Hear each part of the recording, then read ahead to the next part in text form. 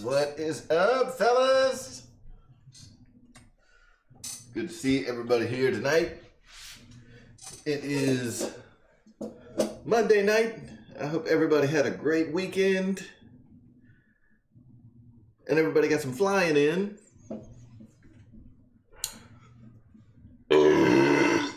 Excuse me.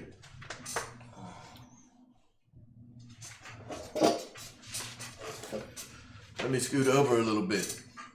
So, as you can see, we've got the PT-17 done. Thanks. I'm trying to get up to a 10. What's going on, Nate? Mr. Shadow Ops?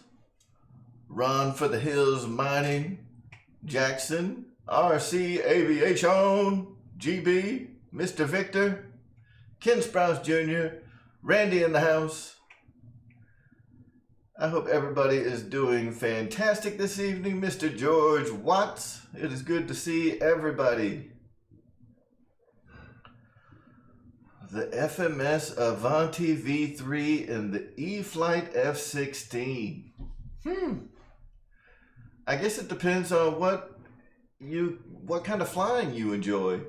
You know, if you like sport planes, it's really hard to go wrong with an Avanti, any Avanti really.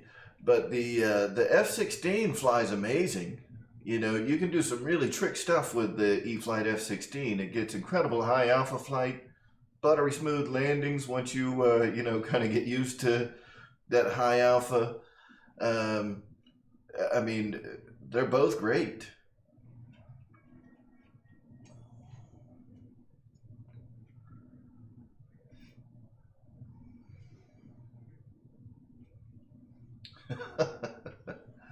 Yes, short flight times.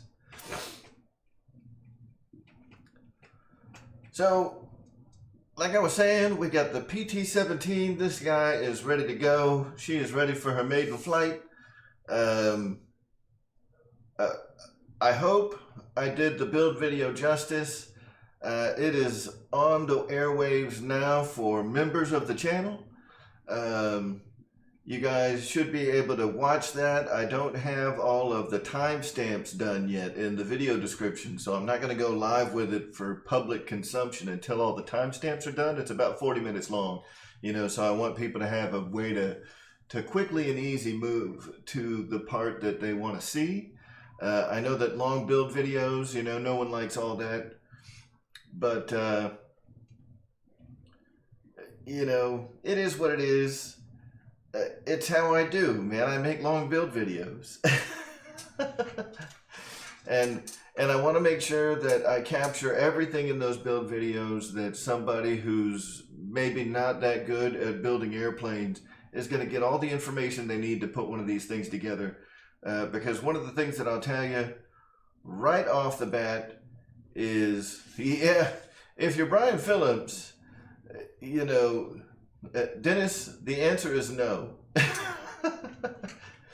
Brian Phillips makes like 4-hour videos and I don't understand it. I don't know if he's like filming himself and he just doesn't edit anything and it's like the entire build and the radio binding and then he picks his nose 27 times and does all the control surface. I mean, I've never sat through one of those 4-hour videos, so I have no idea what he's covering in 4 hours.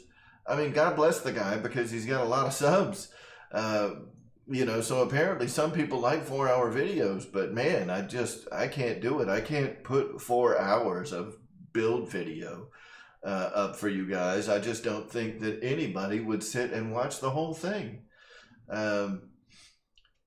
You know, if you want 4-hour build videos, I could just put up the thing unedited because it was about 3.5 hours of footage. But good Lord, who wants to see that? Tim Two-Topped, thank you so much. I certainly appreciate it. But the video that I am putting up, I've got, let's see, like I said, it's about 40 minutes. it's a little less than 40 minutes, but I am going to be doing timestamps in the description. So there'll be bookmarks and, you know, an index in the description of the video where, you know, if you want to see how I put the lower wing assembly together, you can go right to that. If you want to see how, you know, we did the flying wires, you can go right to that. If you want to see the tail assembly, you can go right to that. You know, everything is going to be nice and indexed, so you don't have to watch the whole thing. If all you want to watch is like the intro and the conclusion, you can do that. You know, there's a lot of new things that I'm trying in this video, and hopefully you guys like it, because I think that it's pretty cool. We'll see. We'll see what the reception's like. We'll be able to talk about it not next week, because next week is the... What is next week? Next week is the virtual fly-in, first day of the month, or first Monday of November. So I'm excited, and then the following day is election day. So big week next week, but next Monday is the virtual fly-in for Real Flight 9.5. You can join us with Real Flight 7.5, Real Flight 8, or Real Flight 9.5. I guess you could join us with Real Flight 9 if you refuse to upgrade. But if you have Real Flight 9, go ahead and upgrade to 9.5 because it's free, and everybody likes free. So be sure to join us next week for the virtual fly-in, because we are doing another contest. Next Monday, the virtual fly-in, we will be having a contest to see who can do the lowest knife edge pass. So, lowest knife edge pass, and we need an audience, because the winner of the lowest knife edge pass contest wins a $25 gift certificate to Horizon Hobby, and that is exciting. So make sure that you're there, because we need judges. The participants of the chat will be judging the contest, and the participants, I will not be able to win because I'm not going to win my own, you know, gift certificate, but the participants will all be eligible, and all you have to do is win. And because it is judged by the audience, you don't even have to have the lowest knife edge pass. You just have to have the one that they vote for. So make sure that you're there for the Real Flight 9.5 virtual fly-in next week here on the RC Air Marshal YouTube channel on Air Marshal Mondays. It is going to be a hoot.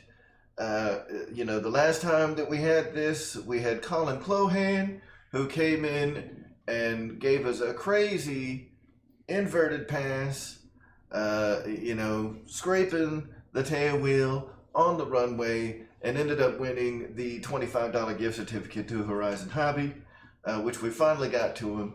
So here it is, another chance to win a $25 gift certificate to Horizon Hobby. Everybody's eligible to win except for Colin. So make sure that you're in there, and we're going to find ourselves the knife edge master. Yeah, Vic needs to stay out of the runway.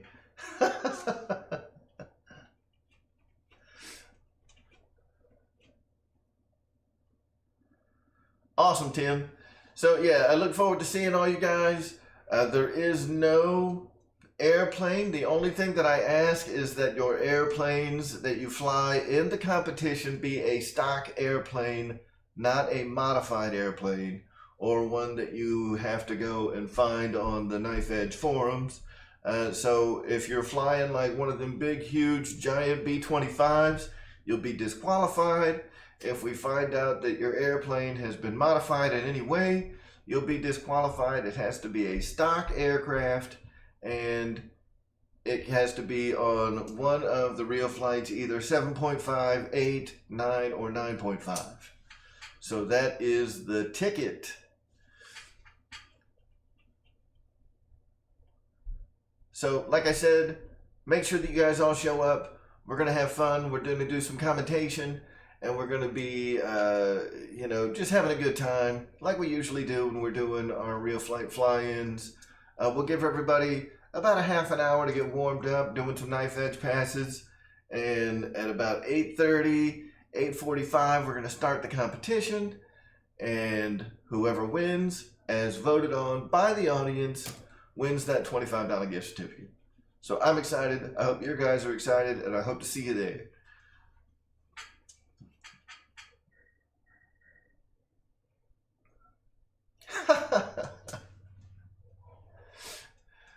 So, does anybody have, oh, is there a time change this Sunday? If there is a time change,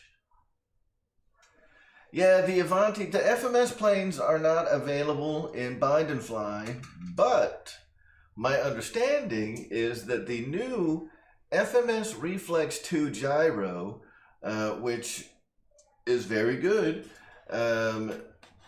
you can download the profile for whatever model you want that FMS makes. So I assume that the Avanti V3 is in that list.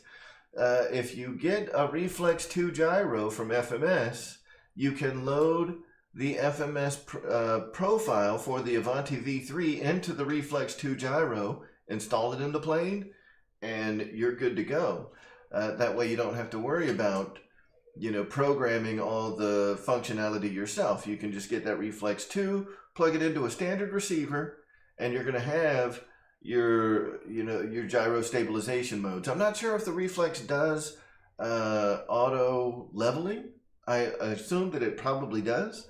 I've never used one of the Reflex gyros, but my understanding is that they work very well, and that's the key now. If you want an FMS plane and you want those gyro settings pre-programmed, get that Reflex 2 gyro, load the profile from the FMS website, and you're cooking with gas.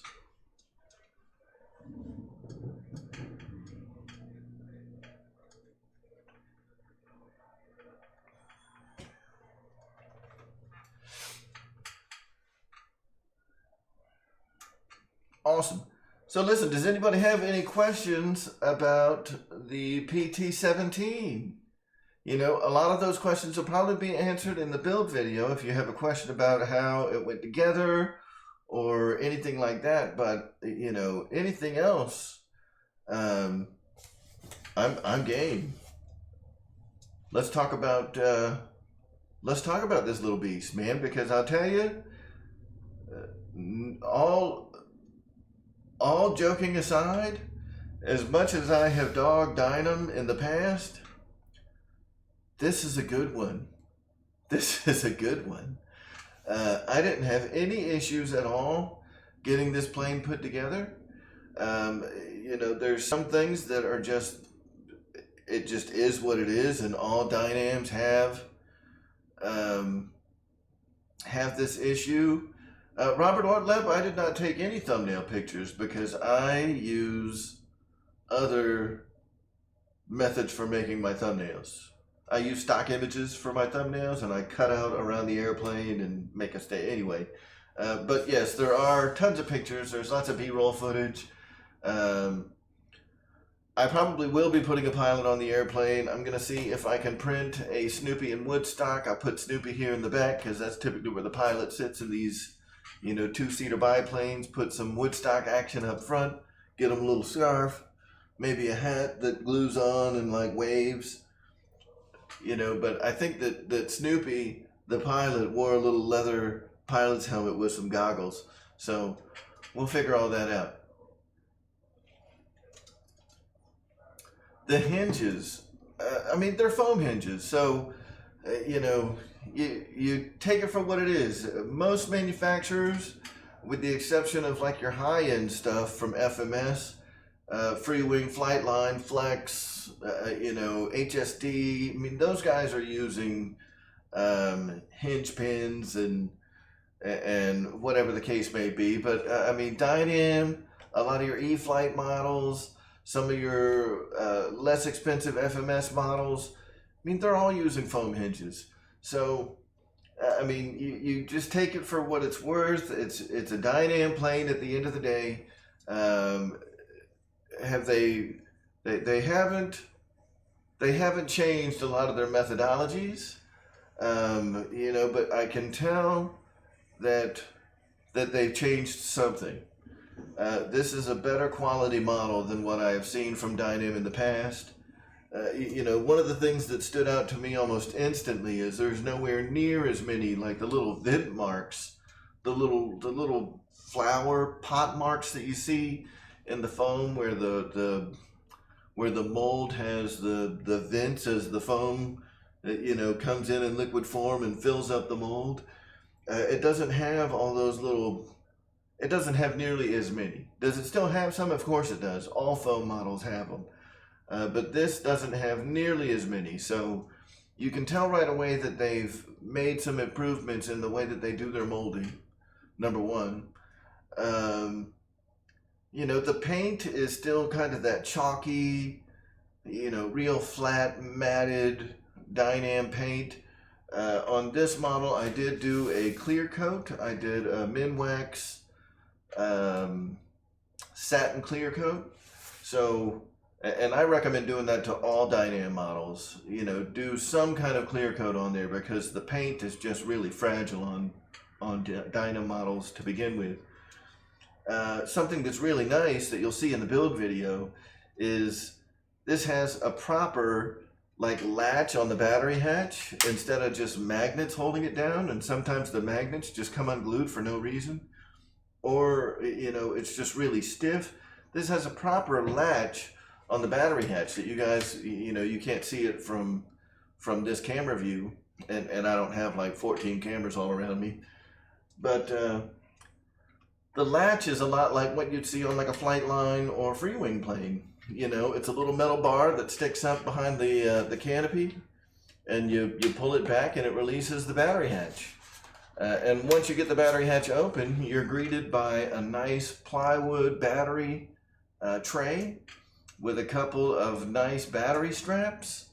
You know, you've got some nice, you've got like a servo mounting tray for your rudder and your elevator servos. That's also nice hobby plywood that the servos screw down into, so they're not glued into foam anymore. There's a lot of nice features about this plane that I was really surprised by. You know, it comes with the 650 kV motor right off the bat, so you're not going to be like struggling for power. That's always been a big gripe of mine about Dynam, is they have always just felt so anemic. You know, they didn't feel like they had any oomph. And this one has that 650 kV motor and a 50 amp ESC right out of the gate. So you're going to get some good power. It's got a big 13-inch prop on it, so it should spin it up and run just fine. I think it's a 13.6 prop. The stickers, I was a little disappointed with the stickers because this is the yellow navy version, and it has US Navy stickers that you can put on the back, you know, so like right here. But number one, they're way too big. Like the scale of the stickers is not the same scale as every other sticker in there. And both of the stickers are made for the right side of the plane. So like, you know, where it says like US Navy, you know, half of the V is black and half of it's white. But it's the same way on both sides. So instead of having like the U in white and the rest of it in black, they're both exactly the same. So they screwed up the US Navy stickers. I may end up making my own because I still wanted to say US Navy on it. And the US Navy, you know, that decal was also way too big. So if you put it where they recommend, I mean, it'd be overlapping the letters that are already in that red, you know, band on the side of the plane. So, I mean, the stickers are kind of silly, but everything else went together real easy. You know, I mean, anytime you're dealing with a biplane where you have to bolt the wing struts on, instead of having like quick releases like the FMS and E-Flight stuff, are basically like ordnance rails where you can slip that the wing struts in and out of there real easy. This one is not like that. Each wing strut is bolted in, so you know it's got like a bolt and a nut that you have to tighten up on there. So it's not easy at all. And it's not like it's hard, it's just time consuming, right? Like it's a pain in the butt that I don't want to have to deal with again, because the bolts are really small, and you know, and it's just not, it wasn't an enjoyable experience, you know, bolting the top wing onto the struts and installing all of the wing, the flying wires, was kind of a pain in the butt. And I mean, but like I was saying, at the end of the day, man, it's a Dynam. So you're gonna get, you're still gonna get hit with all of the things that you never liked about Dynam. But what I would tell you is, for the price, I think you get a good model for the price that you pay, because the other thing that we all know is, once you get Dynams airworthy, they fly awesome. And everything that I've seen, I haven't flown this guy yet, but everything that I've seen would suggest that it's going to fly great. So what I would assume is that this guy is going to fly fantastic. And I would also say that if this is the direction that Dynam is going to be going, and if they can go and re-release some of their previous models, you know, like the ones that they have on the shelf, it's going to be like a first in, first out type thing, right? So the ones that they have on the shelf now, if they stop making all their airplanes the way that they have in the past, and they start using, you know, not only the people, whoever put this together did a good job. You know, there's not like glue coming out of the seams, because that's been a problem I've had with Dynams in the past. You know, they glue the two halves of the fuselage, or however many different components there are, to the wings, whatever. They just slap them together. It's like they have a big, you know, like a 6-inch paintbrush with glue on it, and they just slap the two pieces together and send it on to the next part of the assembly process when they're putting these things together at the factory. So I didn't have any of those problems with this one. And maybe this was a, you know, maybe this was a Monday plane instead of a Friday plane. I don't know. But the other thing that I've heard is that I haven't heard any horror stories of anybody saying, I got a terrible PT-17. Everything I've heard would suggest that the PT-17s are good. So if this is the direction that Dynam can go, and they can start selling models like this for $200, I would say that, you know, that this is a winner. For $200, this plane is hard to beat, man. You know, are there other planes out there that are, you know, in that price range? Yeah, but you know, I think you get a lot for your money. And I think if they can take all their other airplanes and do $40 worth of work to them, you know what I'm saying? I would think that most of the Dynam airplanes would probably be worth, you know, they would still be presenting a good value at that $180 to $200 price point if they put $20 to $40 more effort into them, where we didn't have to do as much work. All we got to do is put it together and fly it. You know, the thing that separates these models from your $250 and $300 E-Flight and FMS and Flightline planes is Dynam doesn't do any kind of top coat. Dynam doesn't put good servos in. You know, they give you a bare bones canvas. And if you're willing to put the work into these models, you can get a lot out of them, and you can enjoy them, and they're going to fly awesome. You just got to be willing to put in the effort. So, you know, Again, that's kind of my my spiel on Dynam planes. They're poo poo. They're poo poo, but they're great. You know, and you're gonna have, at least in my opinion, because one of the things that I'll tell you is I don't worry about my Dynam planes when I put them in the air. If I crash it, it doesn't hurt as bad. They all hurt a little bit. Every plane is like a small child and you want to cherish it and love it. But if it gets skin up, if it gets broken, it doesn't hurt as bad. You know, it's like, I just wrecked the Dynam. Whatever. If I put my $500, you know, if I put that F-18 in, I would cry like a baby. If I put this F-18 in, I would cry like a baby. If I put this F-22 in, I'd probably cry, but I'd cry like a man. You know, I'd be like, it was nothing. And you see a little tear well up, you know. But these, I can have more fun. I can let loose. I can, you know, kind of fly like an idiot. Because I know that it's not going to be that big of a chunk of change to fix it or replace it.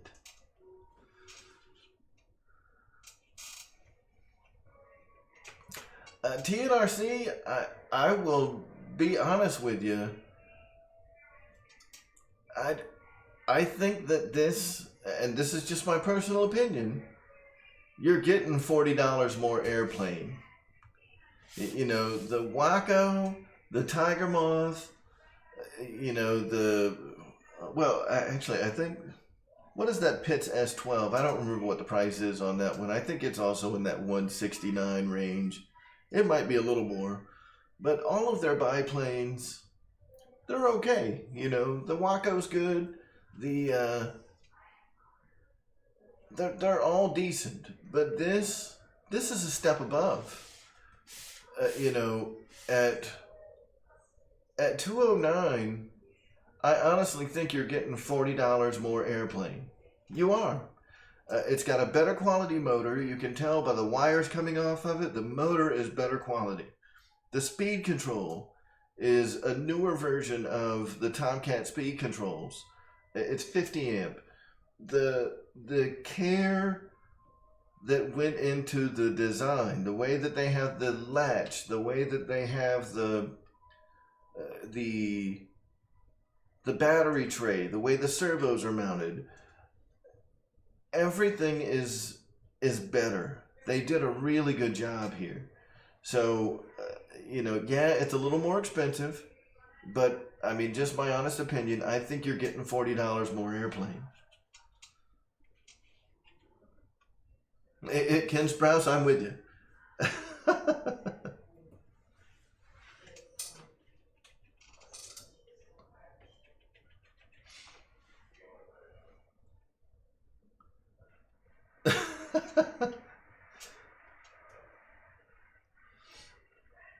Imperial RC Works, it is good to see you.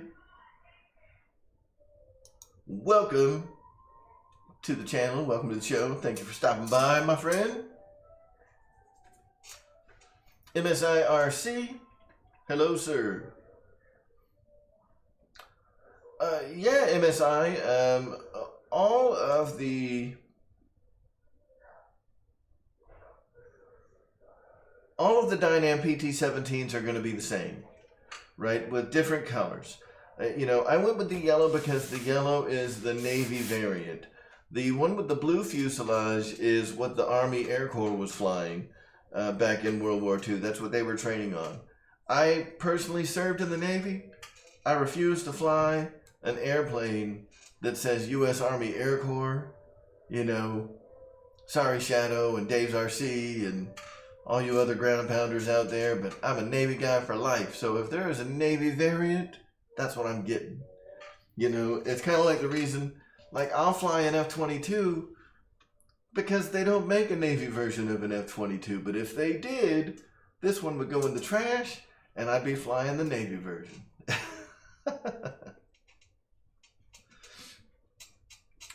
Pilot Jerry RC, on this one, you know, so BitGo was kind enough to send me the PT-17 for review, and in this installment, they also sent me the Detrum, the DT9 transmitter. You know, so I know we had an interesting discussion last week with the new Spectrum NX series transmitters. You know, so it was pretty interesting to get my hands on this. You know, I'll be doing a review on the Detrum DT9 as well at some point. But in this plane, I've got the Detrum MSR6, excuse me, the Detrum MSR66A receiver, which is a 6-channel stabilization receiver. And I may not even turn on the stabilization.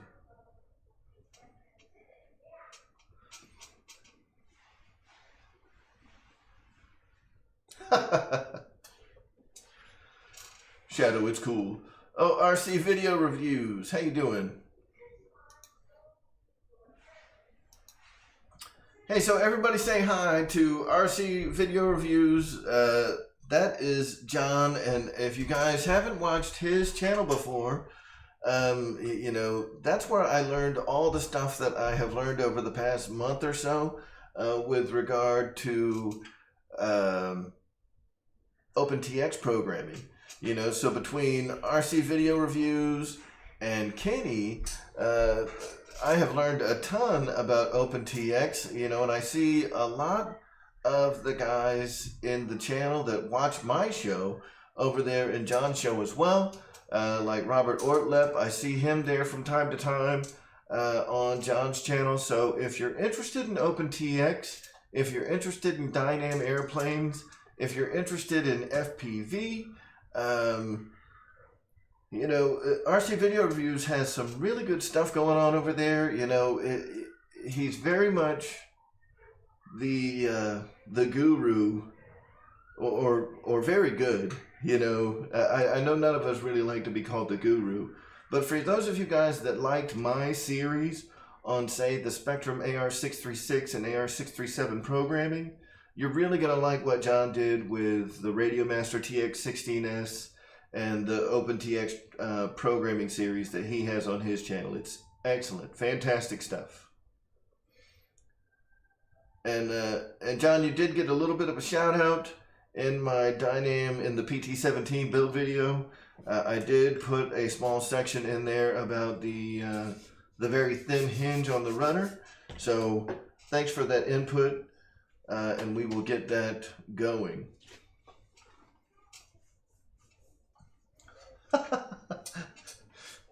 $5 for batteries. Thank you, sir. I appreciate it.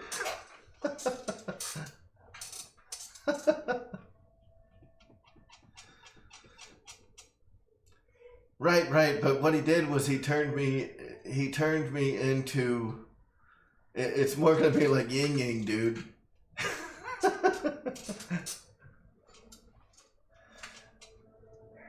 No, honestly, man, I really appreciate it. Every dollar counts in here, and I appreciate the support from everybody. You know, whether that comes in via super chats, or by becoming a member of the channel, or by making contributions via Skype, or PayPal, or, you know, that is buying things through my affiliate links. No matter what method you use to support the channel, we appreciate all of it and can't thank you guys enough. So thank you all for continuing to support the channel and making it possible for me to sit here and play with airplanes. It's awesome.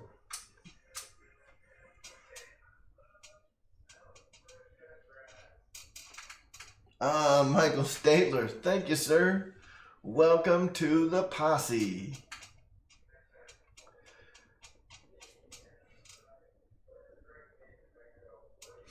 And RC Video Reviews, I haven't mentioned it because, you know, I don't want to seem like I'm copying what you do. I've had a Discord server for about 3 years and have never used it until about a month ago, and it was about the same time that you came out with your Discord server, so I never advertised it. But I do have a Discord server. You know, I know that I'm a member of yours, and we will get some invites, an invite link in the description of the build video that's coming up on the PT-17. That's actually already on YouTube. I just need to fix all the SEO and everything and make it where it will attract viewers. But every Friday night we get together and we have a pretty good group of folks that jumps in, and we all sit and BS and, you know, drink beer and burp and do whatever guys do when they're not flying airplanes. We're like party animals. That's right, GB. But what battery pack would you suggest to replace the original on the IX-12? So Ken Sprouse Jr., I have mentioned that in the past, and my answer to that's probably not going to be what you are looking for. But here's what I'll tell you about the IX-12. The IX-12 uses a 1S 3P 18650 battery pack. So what I did was I took three 3500 milliamp hour 18650 batteries. They are the Samsung 35E 18650 packs. They're 3500 milliamps, and I wired all of those in parallel, and I just soldered, you know, a jumper to all three lines and did a lead that went out to the plug that goes into the IX-12. I made my own pack using three Samsung 35E 18650 packs. So I'm not exactly sure where you go to buy them, because buying three, actually I had to buy four. Buying four of the Samsung 18650 packs was like $20-something.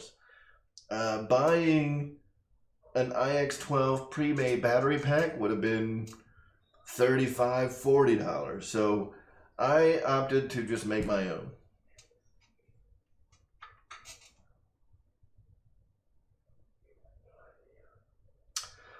GB, she is upstairs watching a movie, so I think she is jamming.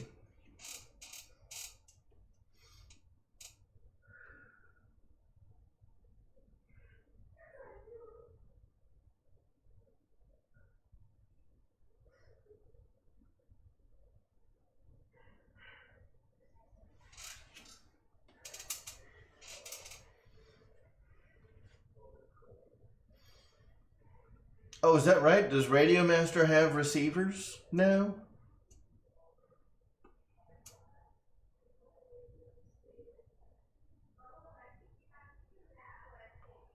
So I just saw this comment from Joseph Youngblood, like, dude, we were lower than everything on submarines. We were terrible, terrible humans. JCB67, good to see you. Imperial RC Works, that's interesting. You know, I wanted to use iNav on one of my drones, and I wanted, you know, but the more I learned about iNav and what you need to make it work right, I decided against it, because the flight controller in that particular drone doesn't support the compass function of my GPS that I got. So in order for iNav to work right in a quadcopter, you have to have a compass and a drone and a barometer. And the flight controller also doesn't have a barometer. So, man, I didn't mess with it.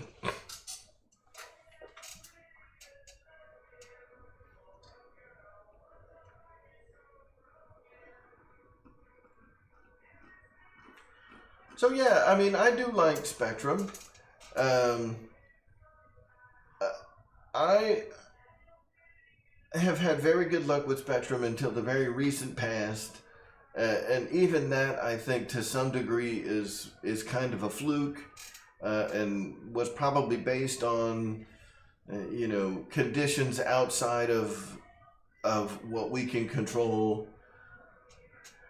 But it was enough to make me explore other radios, and not because I don't like Spectrum, because I do. My IX12, I still think is the most comfortable radio that I've held, as far as transmitters go, ergonomics. You know, this guy, this Detrum, you know, Blitz DT9. I mean, it just doesn't feel as good as an IX12. When I move the gimbals around, you can tell that the gimbals are just not good quality. Are they going to work? Sure, but it just doesn't have that Spectrum feel. You know, and that's what I've liked about them, is they always just felt really comfortable. And when I was shopping for Spectrum, you know, the jumpers, or at least like the T16, T18, the Radio Master, this new Radio King, those radios didn't exist yet when I was radio shopping. When I bought my IX12, I was looking at the FR Sky Tyrannus, I think the X9D Plus or something like that, whatever. The Tyrannus with the Hall effect sensors and all the fancy stuff. I was looking at those. They did not feel very good in my hands when I held it. I looked at the Horus, the 10S, I think. The Horus with the Hall effect sensors. It did not feel good at all. That Horus is a big, square, huge thing, and it was like $500.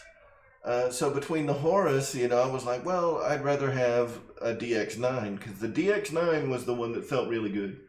The IX12 wasn't even on my radar, and right when I was ready to pull the trigger, I decided to go ahead and get the IX12, because Horizon was doing one of those crazy sales where they were having like this step up to Spectrum thing, and it wasn't long after the IX12 came out, and you could get an IX12 for like $100 off.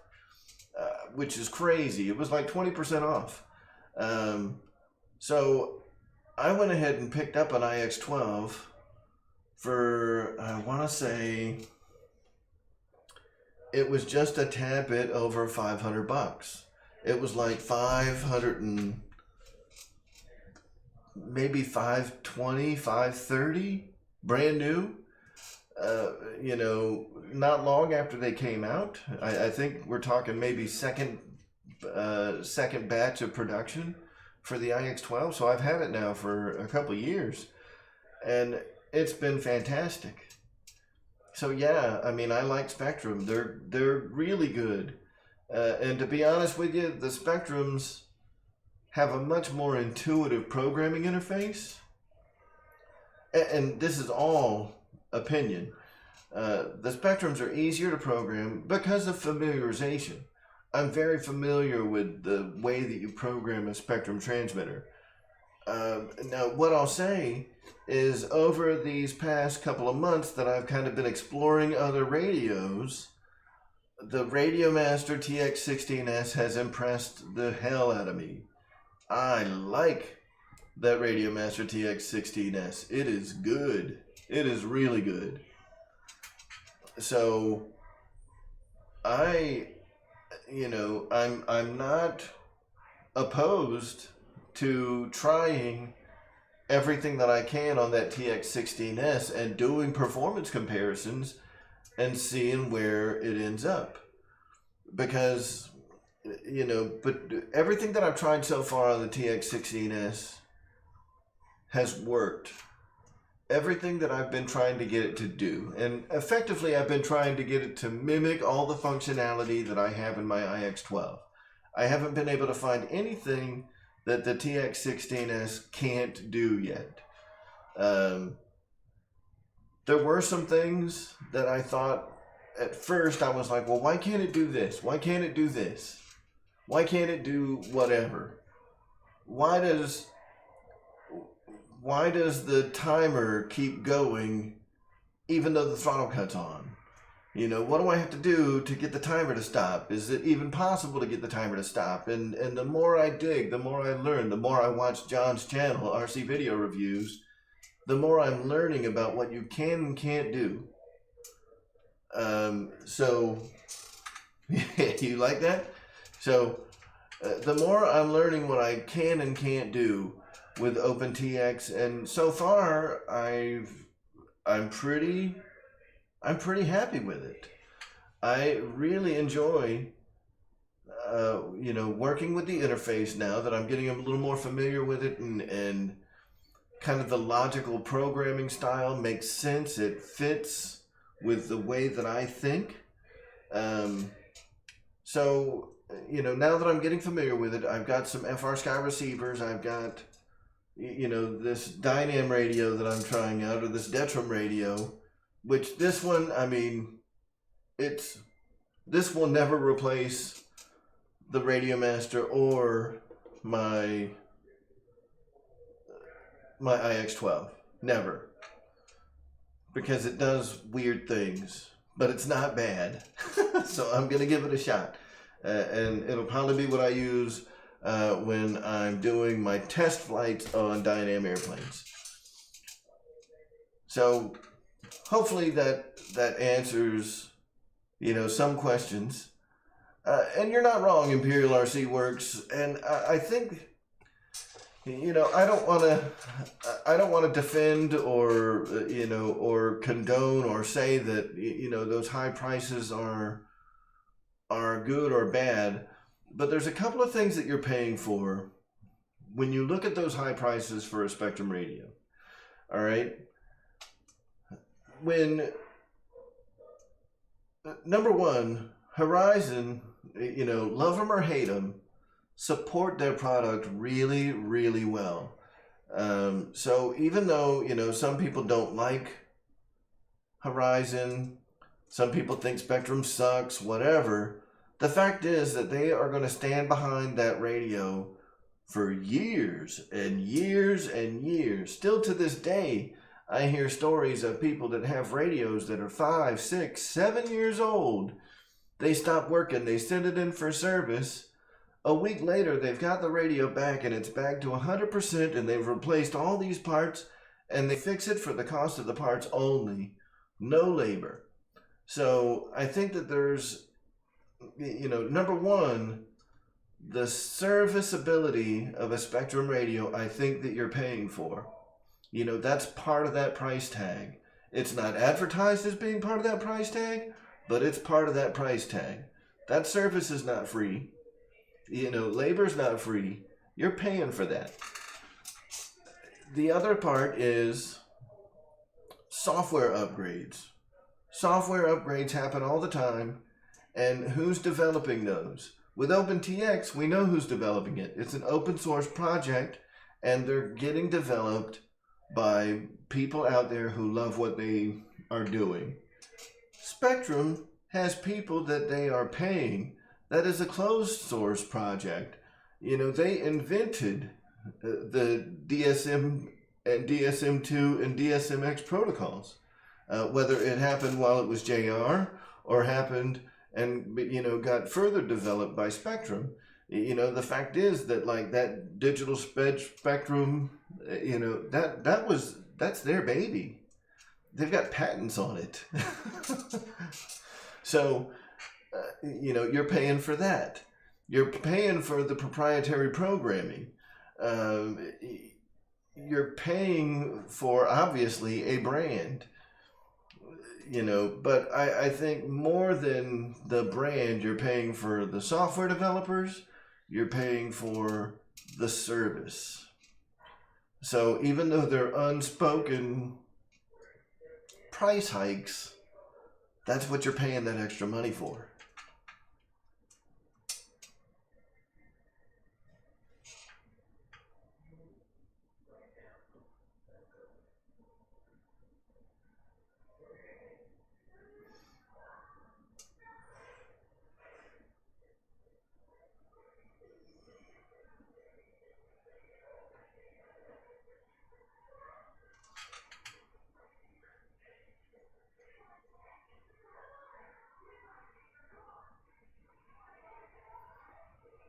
All right.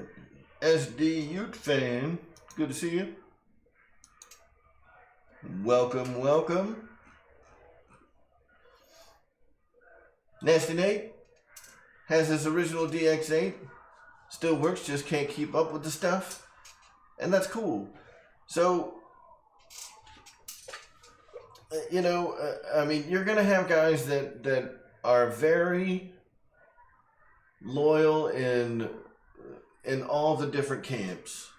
You know, you're going to have some guys that are loyalists to FR Sky for life.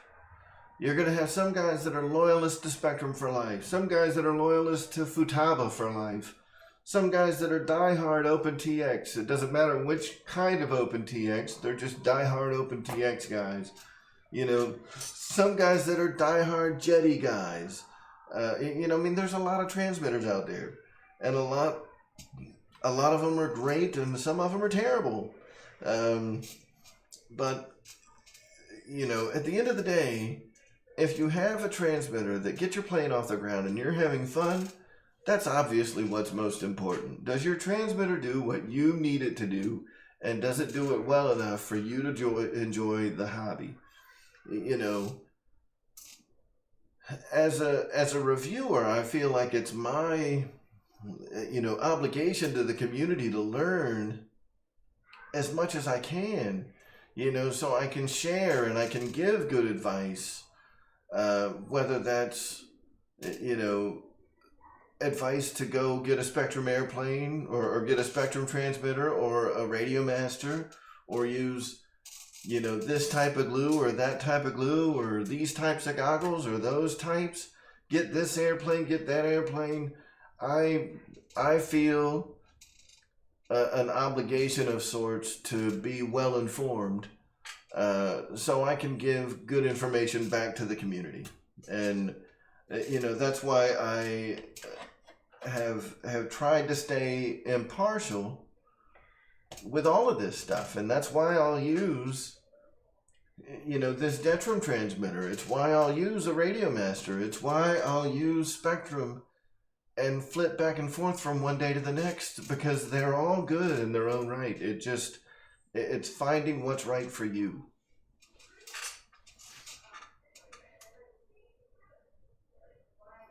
Exactly, George. And I think that that's another reason that you're going to find, you know, radios like the Jumper and the Radio Master, as good as they are so much cheaper, is because I mean, it says right in the Radio Master, you know, starter guide, if you buy this radio, we'll help you replace parts for this many days, and then you're kind of on your own. And if you ever have a problem with OpenTX, suck it, we're not helping, go figure it out yourself. I mean, it basically says that right in the manual. It just doesn't say it exactly like that. That's very much paraphrased.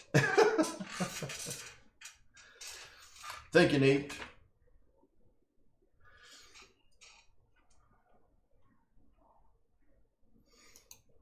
JT83, every AR636 does indeed have its own serial number, and the only way to find that serial number is to plug it in with the USB interface cable into your computer, fire up the Spectrum Programmer software, and it will tell you what the serial number is and allow you to register it on the Spectrum website.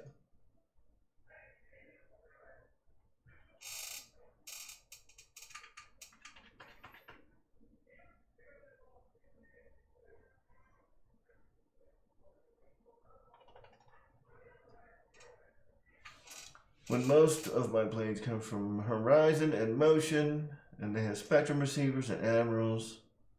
So the Admirals are lemons, not oranges. Pick a citrus fruit. They're made out of some fruity receiver. The Admirals are Lemon RX receivers, and I've actually got a few Admiral receivers, and they all work well.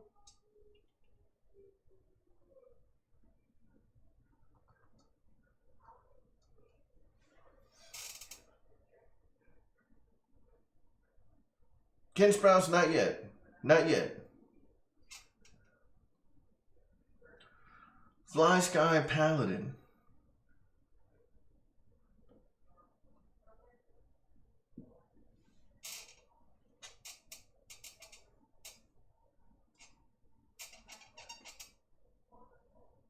Oh, Imperial RC Works, absolutely. You know, I am not gonna try to push anything on you that you don't want or don't need. You know, it's why I will, you know, do reviews on Dynam airplanes. I'll do reviews on E-Flight. I'll do reviews on Park Zone. I'll do reviews on some of the most expensive planes in the hobby, as far as foamies go. You know, to me, all flying is enjoyable, and I want people to be able to get into this hobby and enjoy this hobby, whether that means that they've got a budget of $50 or a budget of $5,000. You know, not everything is going to be the right answer for everybody, which is why I say, like, I feel like I have, again, you know, kind of an obligation to the community to be as informed as I can on as many different products as I can. So when you guys ask questions, I can give you an answer that's going to work. And the answers aren't always easy. You know, the answers are sometimes really convoluted, and there's a lot of different answers in that one answer.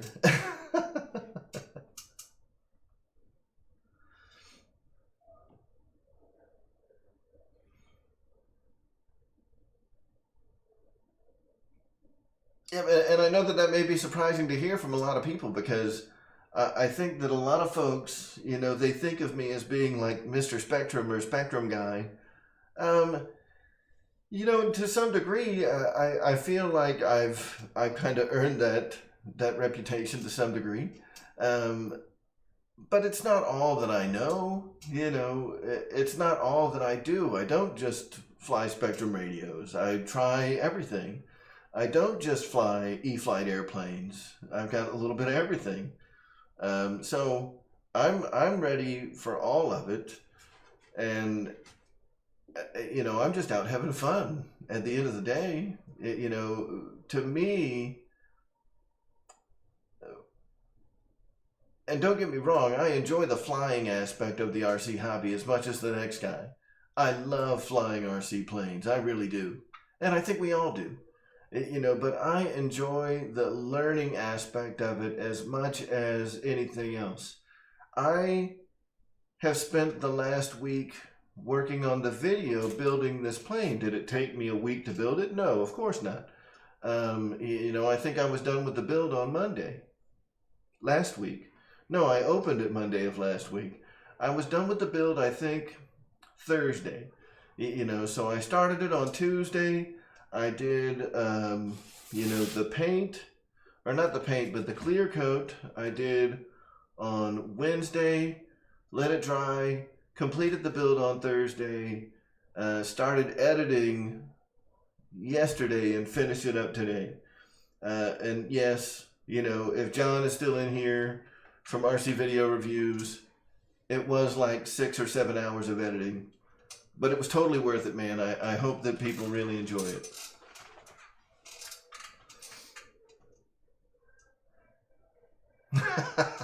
Imperial RC Works. I'm glad that you know, that we're able to cater to you a little better. I'm never going to try to push any kind of products on you, so you're welcome here anytime. And I know that we have a variety of folks in here that are also very helpful in the chats, you know, during these live streams, and even on the comment sections of my videos. You know, if you ever have a question, just leave it in the comments. Feel free to visit us in the Discord, you know, where you can, and RC Video Reviews. He's also got a Discord server. So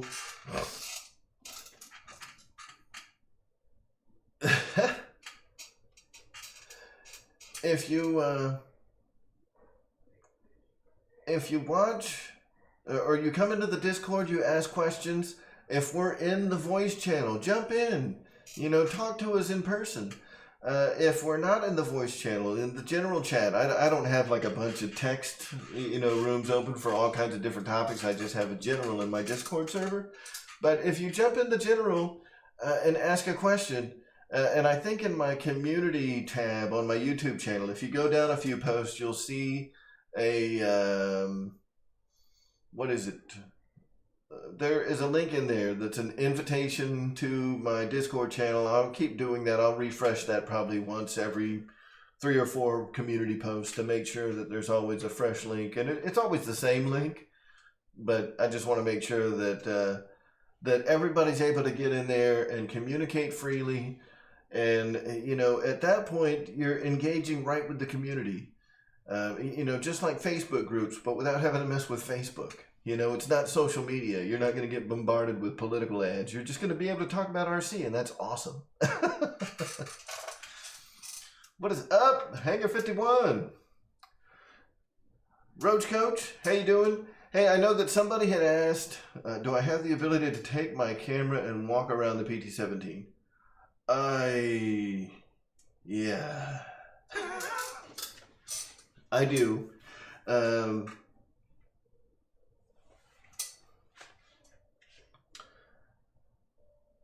I do, but not yet. But Dana, I'll tell you what I'll do. Well, listen, when the build video comes out, and it should be public here in the next day or two.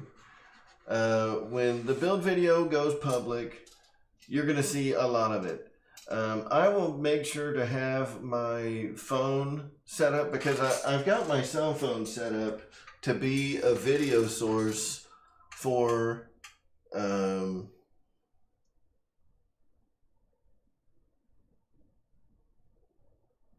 well then.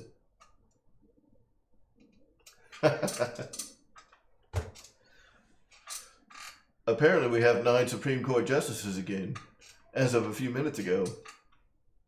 Woo!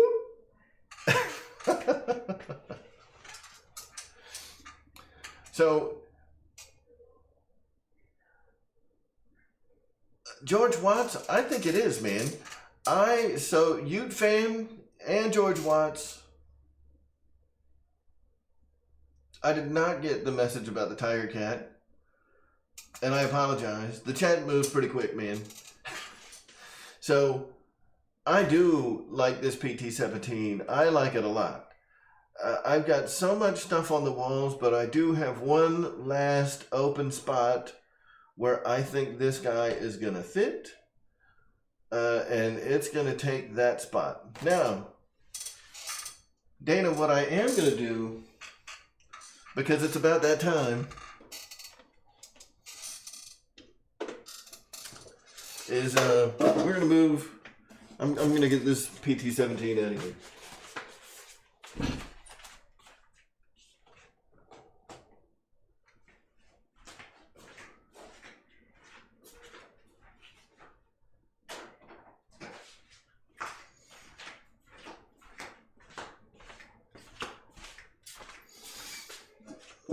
All right. I have not flown it yet. I haven't flown a Tiger Cat either. I want to fly everything. I don't care who makes it. All right, so I had to put the PT-17 away. I didn't put it away. I just had to move it over to the side because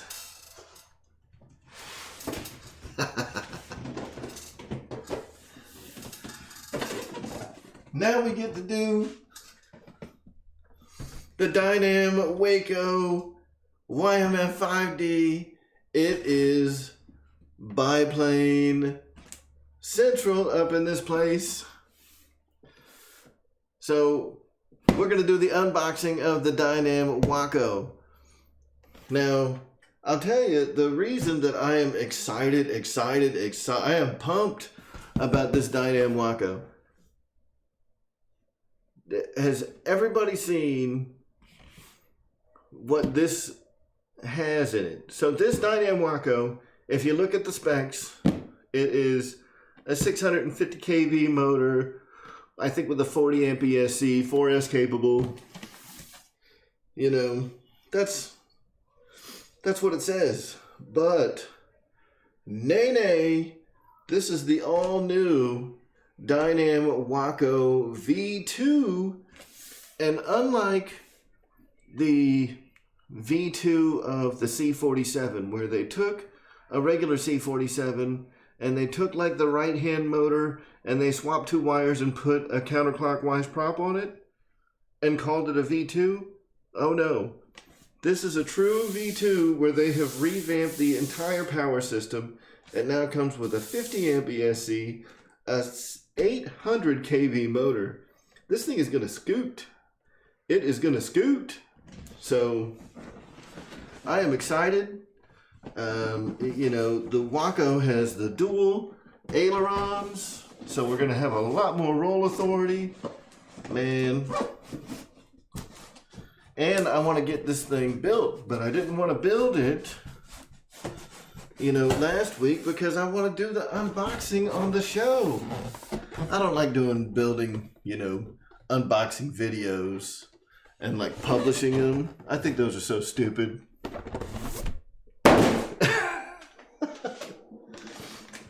So anyway, we're going to do the unboxing right here. And my wife is in here. Everybody say hi to Amy. Hi, Amy. She's just not on camera. She's not feeling well tonight. She can tell you all about it if she wants to.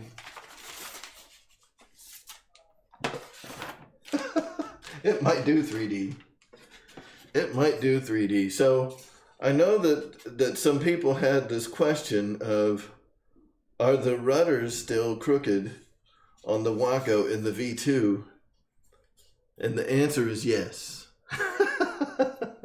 This thing definitely looks like it's crazy. This thing is not straight at all. So I don't know what we're gonna do to fix that, but it is pretty wacko. It's pretty wacko. Imperial RC Works. Thank you, sir.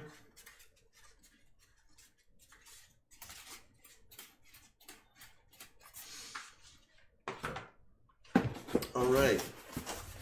We'll go and find out what's inside all these here boxes. Obviously, plain parts.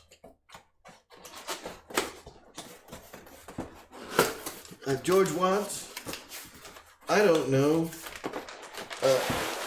Every person that I have met that has a Waco has said the same thing, that the vertical stab looks like a banana. I was going to say another word. Looks like a crooked weenie.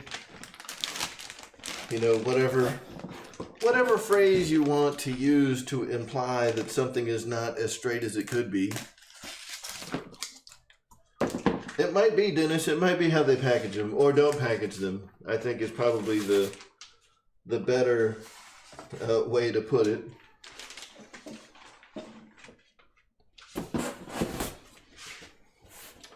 So yes, they are still bent, even though this is a V2.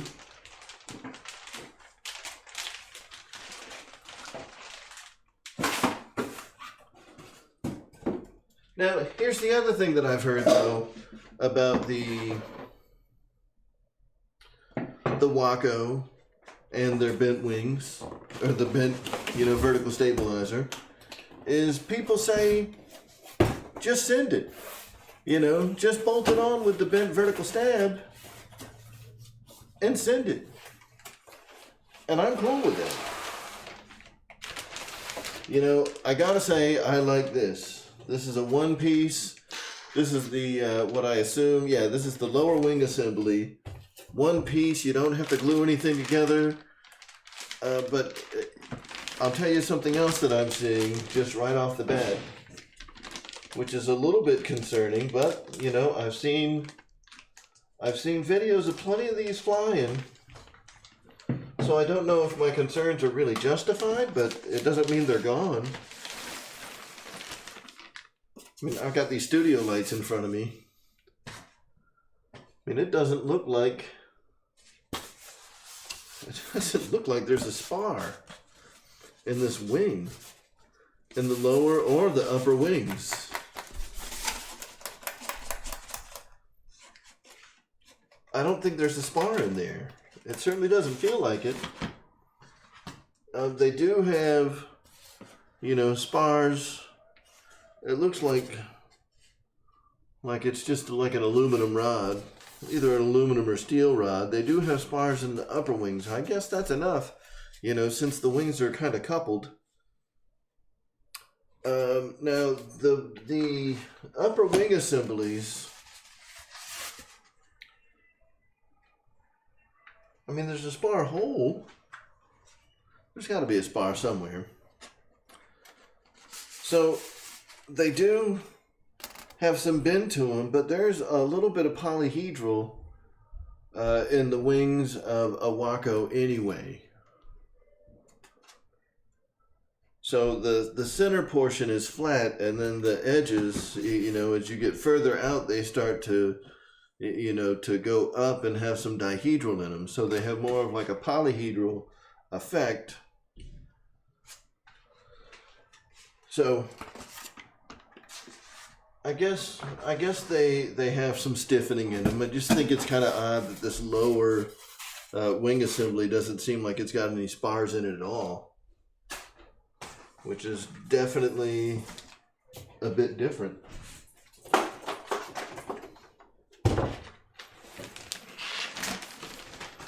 All right, we'll keep digging stuff out of the box here. Under here we should have our fuselage, and we do.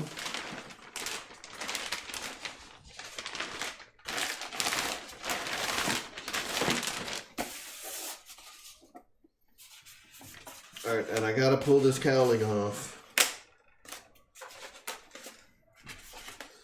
I gotta see what's under the hood.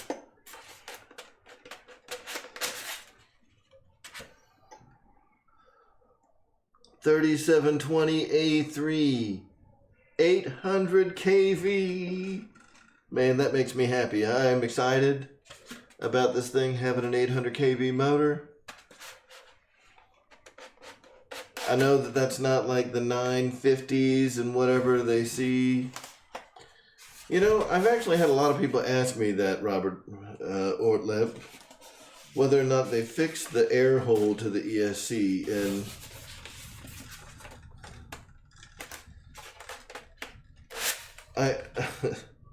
I mean, there is a pretty big hole, you know, running right up, you know, right through the bottom of the motor. I don't know if you can see that or not.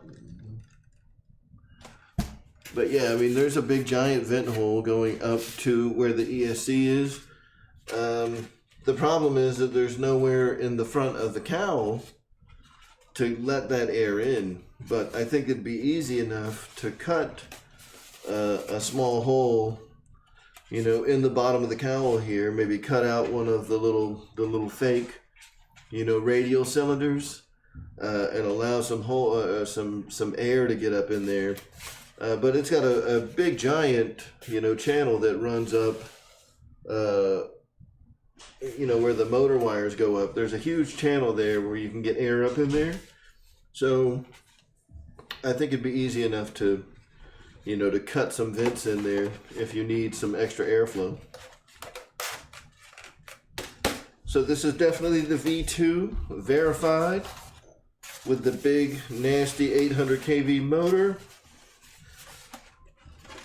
Typical Dynam you know, battery tray in the front. It does not have the nice fancy plywood tray that you see in the PT-17, and that is okay.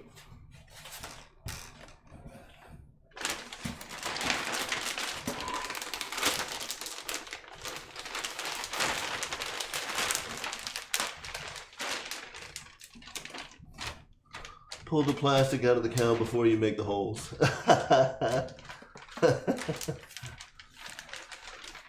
That seems like good advice. Oh, Robert O, that'd be cool. I will definitely check it out. All right, and last we got our box of parts and accessories. I assume this has the landing gear and all the other things that I have not seen yet, like a propeller. Yep. Here's the propeller. What's this thing got? This one has a 12.6 propeller. Why are the two-bladed Dynam propellers so much better than the three? The three-bladed propellers from Dynam are crap, but the two-bladed propellers from Dynam are pretty good.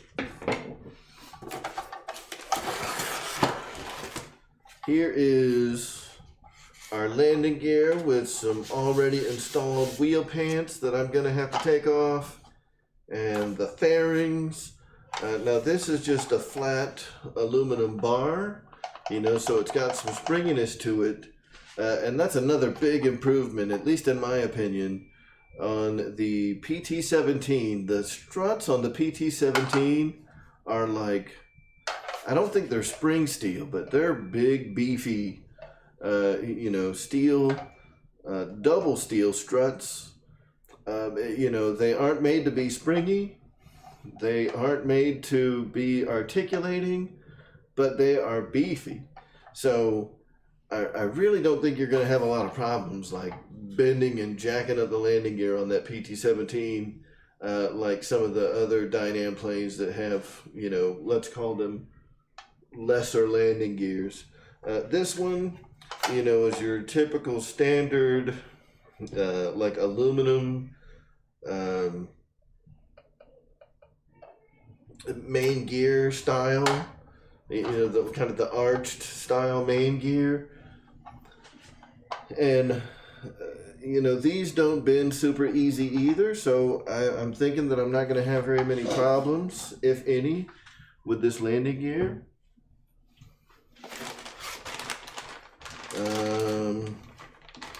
Here are some windshields, a light adapter, some decals, some CA, some high quality Dynam CA. Here are my end struts. Whoa, those look like fiberglass too. Or some kind of, you know, composite. And my inner struts for the that hold the upper wing assembly on. We've also got that short spar that goes into the top, the upper wing assembly, so that's nice. We've got some push rods. Those push rods are going to go on my ailerons to actuate the upper ailerons, because the servos are only on the lower half of the wing, and it's got a push rod that connects the lower wing assembly to the upper wing assembly. Imperial RC Works, thank you very much, sir. Welcome to the big leagues. Thank you for becoming a channel member. I absolutely appreciate it. This also has a couple of tubes of the classic Dynam glue that actually is not bad. Their glue isn't bad.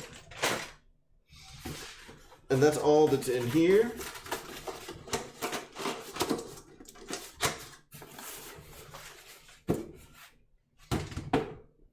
And finally, we've got the decals. Now, I don't know how some of you guys feel about this, but you know, initially, I was a little bit put off. The first Dynam model I got I was a little bit put off about the idea of having to put my own decals on. But I've warmed up to the idea, you know, over the past however long it's been. I mean, it's been a little while now since I got those first planes from Dynam.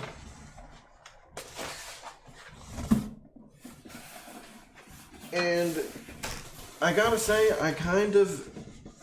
I like the idea now of the decals not being on there, because I mean, there's some stuff where, especially on a plane like a Waco, a PT-17, you know, anything that's going to be like a scale airplane. If it's your design, fine.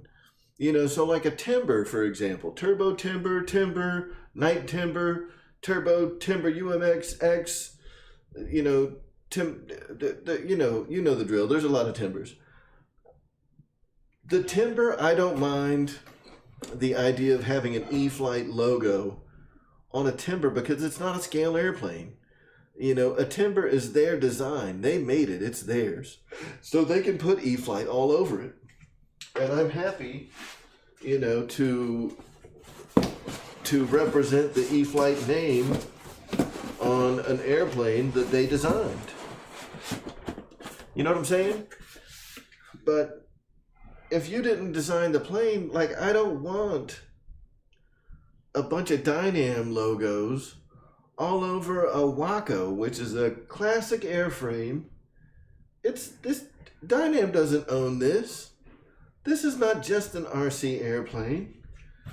You know, this is a scale airplane, and I want it to look like a Waco. So, you know, that's why I kind of dig the idea of getting to choose what decals I apply or don't apply, because I don't want it to have a bunch of Dynam decals all over it. In fact, you know, I'll tell you guys what I'm going to do. First, I'm going to throw this box over here.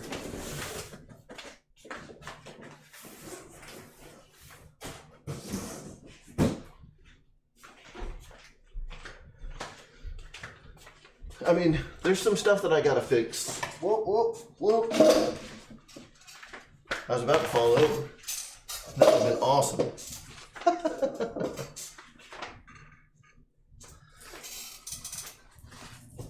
Yeah. My name is Dave, and I own a Timber. So there's some stuff that I'm gonna do, you know. So when I put those two wing halves together, I don't know if you can see that, but like the black along the leading edge is not correct, you know. So I'm gonna like run a strip of tape across there and spray, you know, respray that black and make it even across the two wings. And then I am going to, this airplane, every Waco I've ever seen, you know, and this is another one of those areas where like the paint that you get from Dynam is like, it's almost kind of chalky.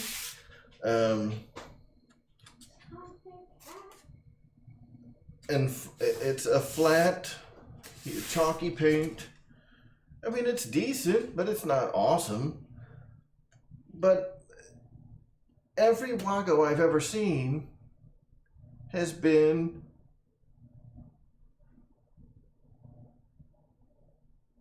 glossy. Sorry, it took me a while to figure out that word. Every Waco I've ever seen has had a really glossy finish to it. And this one is not going to be any different. I absolutely plan on doing a glossy finish on this Waco. So the same that we did with the PT-17, where we did the satin finish on the PT-17. First, I'm going to fix that black stripe on the leading edge and make it even. And then we are going to spray a glossy finish on this Waco and make it look like a Waco is supposed to look. and it's going to be hot because I do love the Waco airframe, and I want to do this guy justice. Now, if we look at this decal sheet, you know, these longer decals here, I mean, that's pretty classic Waco. The black decal with the little mushroom head here. Dude, that kind of looks like, the hell? This it's kind of it's a bit phallic, you know. That's a bit, yeah. It's got a mushroom head.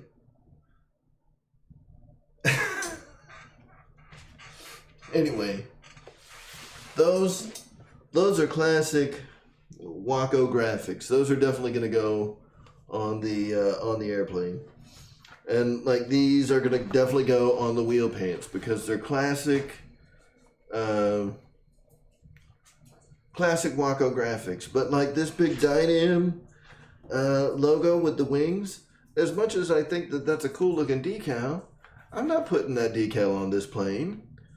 There's no Waco that says Dynam on it. In the history of Wacos, none of them say Dynam.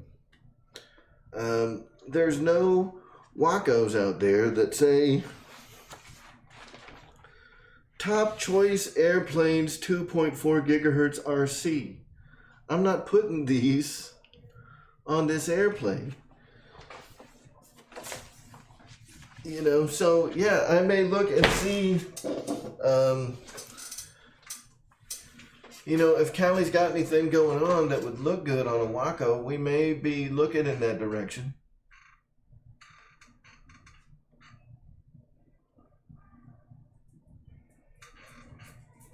Operation Golden Flow for work. You got to do a random PP test?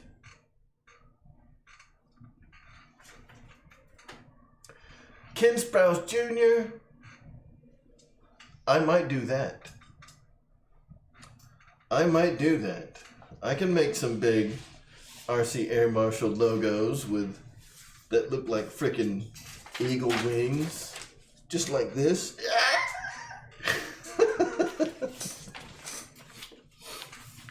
That might look badass, dude. That might look badass. Like, I'll put my own logos on it before I'll put a Dynam logo.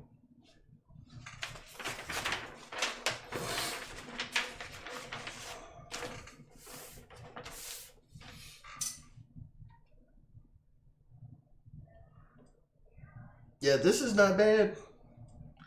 I mean, it's still the it's 18 pictures with like one word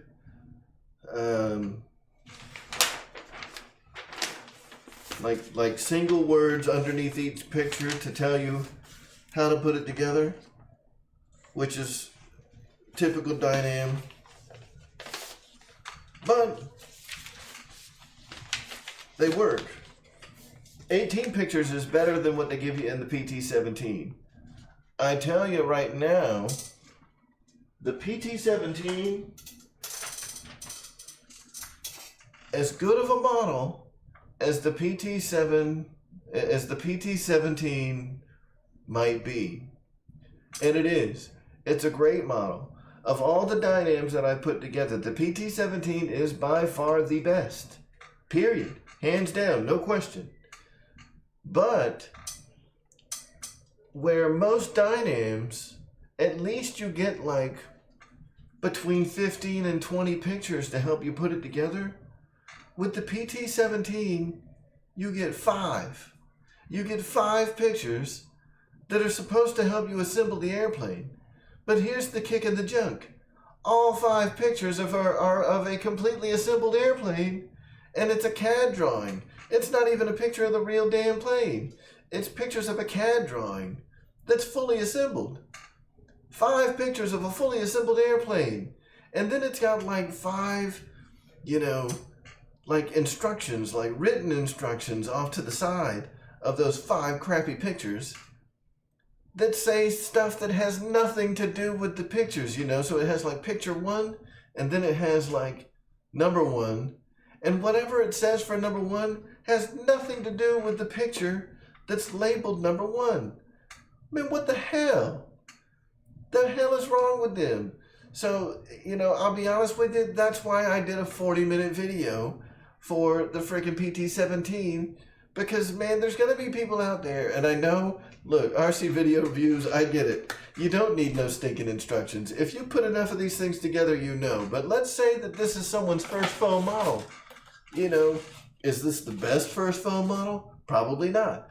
You know, but what if it is? What if they had a balsa trainer that was all ready to fly, or, you know, somebody gave them an airplane, and then you get this thing, and all you've got is 5 pictures with 5 sentences that have nothing to do with the pictures, and you're looking at this bag of parts, and you're looking at this box of plane parts, and you're like, what the hell? How am I supposed to put this thing together, man? Where do I start? I see parts and pieces, but where do I start? It's only, you know, if you've got experience putting these things together, you're not going to have a problem. You know, if you've put together some E-Flight planes, if you put together some other Dynam planes, if you've put together FMS planes, Arrows RC, Free Wing, Flightline, you know, if you can put together an RC airplane, you can figure the dynams out. But how much is it really asking for them to put together a good manual? And if you want to save money, stop releasing a piece of paper in the box and just put it all up electronically. Free distribution. Put it on your freaking website, and you don't even have to include that piece of paper anymore. You just save 10 cents a model. You don't even have to go to Kinko's, because God knows that's where they get this freaking thing printed. There ain't no way they have a professional do this crap. They take this shit right to Kinko's. It's not even printed on both sides. Like, they went cheap. It's not even on both sides. Randy, this is my job. If I wasn't bashing this plane, if I wasn't bashing this instruction manual, then Dynam will be under the impression that this half-ass crap is okay. And it's not okay. It's not okay for me, it's not okay for you, it's not okay for anybody.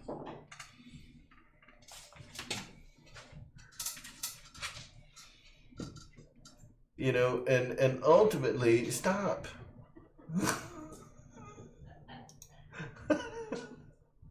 Stop that. I've got a mouse. I didn't do that. I was going to try to get on Google. No, don't. I can't get on the internet? On that screen. Okay. But then I won't be able to use the cursor. No. Okay. I'm using the computer right now. Alright. So Amy's trying to get on Google, and she keeps moving the mouse around on the screen, and I'm like, stop it! All right, Eric G. There's a button for the internet. Where's the button for the internet? For the internet. Just a heads up, I bought this plane last January. I min-waxed it and it looked great, but I had to add a ton of nose weight in the cowl to balance it, and on 3S it was underpowered. Eric G, I am with you 100%. Number one, I already know the nose weight thing, because every Dynam needs a ton of nose weight. And this one, I'm sure, is also going to need a ton of nose weight. It's why they have the cowl of the PT-17 weighs like 12 pounds. I'm kidding, it doesn't weigh 12 pounds. But I'll tell you what, if the PT-17 weighs 5 pounds, 3 pounds of it is cowl. And the other 2 pounds is the rest of the fuselage.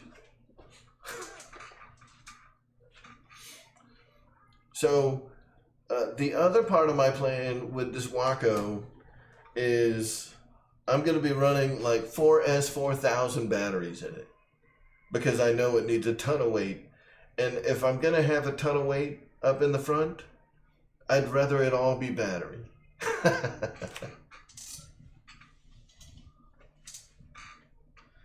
What is up? Wreckin' Roy!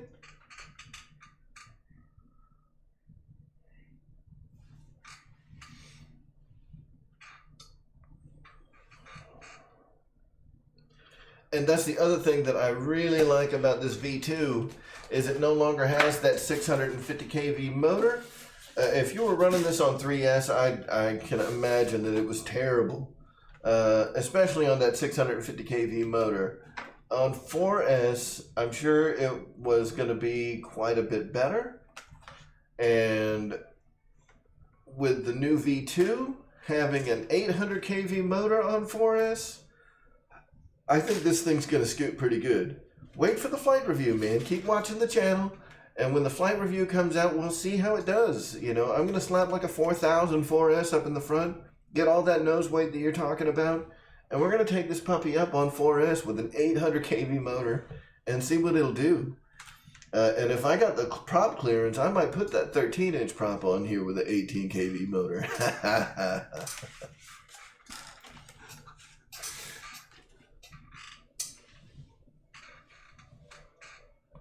Just because I want to see how fast I can get it going. Like, I think that this Waco is going to be so much fun. You know, like, I'm going to try... Sorry, the stupid animals are fighting again.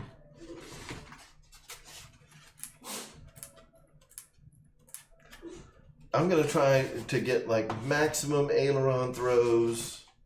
You know, and I'll tone it down.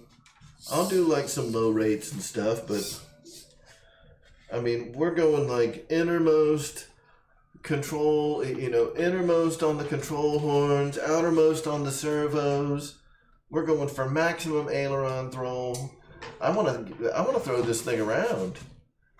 I want to see what it can do, man, because I'm just excited. I'm excited about this Waco.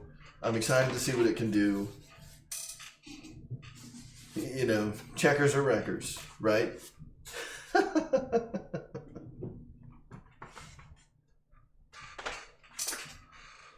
Oh, I'm sure I'll have to carve some foam to get the 4000 in there.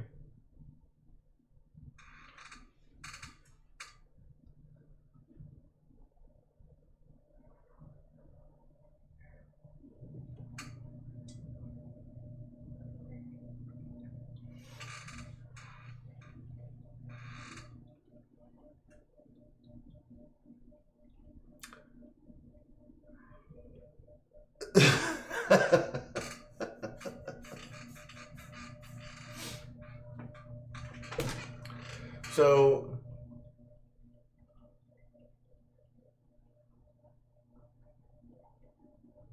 yeah, Dave in Kentucky. So Amy wants to put wing walkers on all the biplanes. So she wants a wing walker on the PT-17, and I'm like, that's a military plane.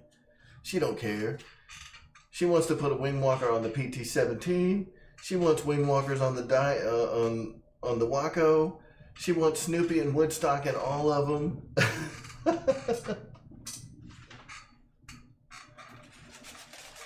You know, and here's something I'm curious about. On the Waco, is this like other biplanes where the pilot sits in the back seat and you know, the passenger sits in the front? Dang.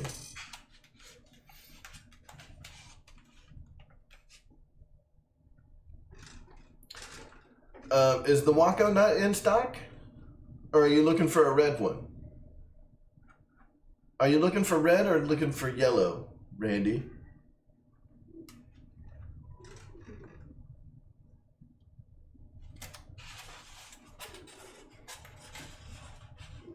Dana, I have no idea. I don't even know who's playing tonight.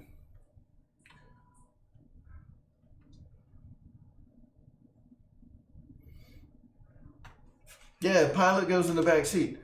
Does this have two front seats? Is the Waco like a side-by-side, you know, two-seater in the front You know, because I was wondering, like, you know, the rear seat is like narrow, but the front seat is like this big bucket. And I was wondering, like, do they just expect the passenger to be like a big fat bastard?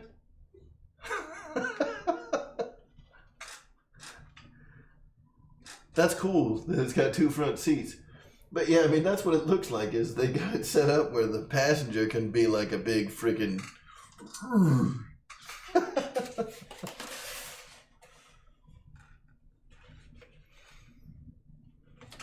There are people that make them in not China.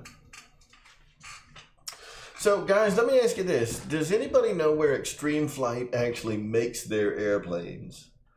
Are they made in Vietnam? Or do they actually make them here in the United States? I assume that they're made in Vietnam because that's where all balsa planes are made.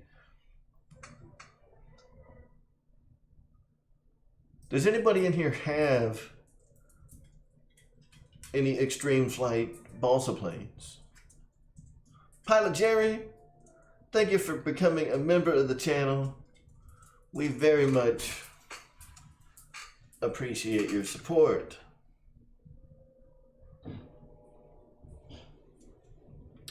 So Randy, when this was sent to me, they had like a dozen of the yellow Wacos in stock. So I mean, they're hot sellers. As old as this model is, they're hot sellers.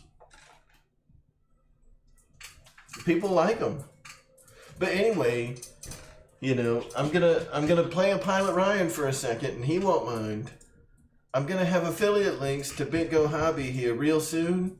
If you're gonna buy a Waco, wait.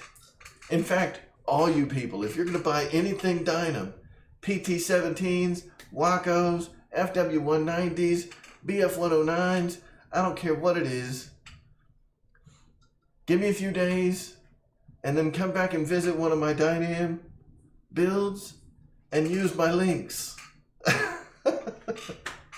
Use my links to buy Dynam.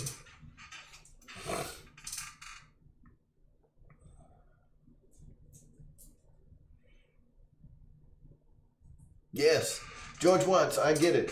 So even though I've got this now, one of my dream planes is an Extreme Flight muscle bike.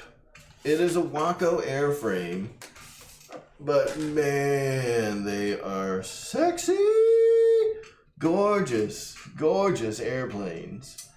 They've got one in red and black, and it looks like it's stormtroopered out. It is one of the best looking airplanes I've ever seen. And they've got another one that's like, they have one that's white and black and looks like it's stormtroopered out, and that one is just badass. And they have another one that is red and black with like gold trim. That one is also badass. I mean, both of the muscle bike color schemes from Extreme Flight are beautiful, beautiful airplanes. And I will own one at some point. But as I price them out, you know, it's only like $350 for the airframe. Not bad at all when you consider what you're getting. Extreme Flight is some of the best balsa planes on the market, period. Period. I mean, they make some of the best stuff without question. I mean, anyone can dispute that. And if you do, you're probably not right. Extreme Flight makes awesome airplanes. So, anyway, that is like my dream plane. Don't ask me why, man. Everybody has a plane that they must have at some point in their life. And that's one that I will have soon. And I'll tell you, when I first learned about the... Sorry, I had to make a loud noise to get the cat's attention. He was trying to tear up the stupid furniture. No, Black Horse is amazing. Dude, let me tell you, the Black Horse is awesome. The Nexaplanes, VQ, Seagulls, all these balsa planes are great planes. The Phoenix balsa planes are great planes. There's something about those extreme flight planes, though. I don't know what it is. I don't know what draws me to them. When I see those extreme flight planes, it gets me. It's like a magnet from the other side of the room. You know what I'm saying? Like, oh, I just come running, and I gotta go see what it is. Unfortunately, this year, I believe that I don't think it was during that pandemic. I don't think we would have gone. That there was a southeastern model. What is that? Is Jeff in Lower Alabama here? I think we saw him there this past year. It's in Georgia at some fairgrounds down south. And we went down, and that's where I saw that muscle bipe at a big swap meet. It might be like the Southeastern model swap meet, something. The Perry swap meet, exactly. Troy Crane, thank you. The Extreme Flight, it's called, I don't think it's under the Extreme Flight branding. I think it's under their Legacy branding or something like that. I think it's under like their Legacy model. It's still Extreme Flight, and it's called the Muscle Bipe, and it's awesome, and I love it, and I need it. And I don't think they did it this year, George. Because I don't think that, Amy and I both went down there, and I don't think that we would have gone down there. Yes, Muscle Bipe, Legacy Aviation. It is an Extreme Flight brand. It's awesome. You got to check it out. It's a beautiful, beautiful, beautiful plane. And I need it. I need that plane, man. It's awesome. Awesome. Yes, Perry, Georgia. So the next time, if that's what you got, listen, hey guys, y'all want to do something fun? My birthday is November 16th. So between now and November 16th, if everybody chips in like $20, I can get a muscle bike for my birthday. Come on. Come on, PayPal.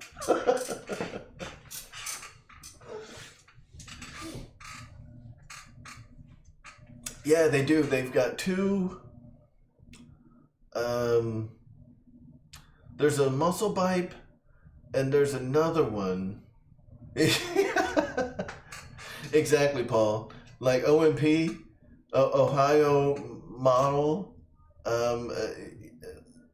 Yeah. OMP doesn't make models in Ohio.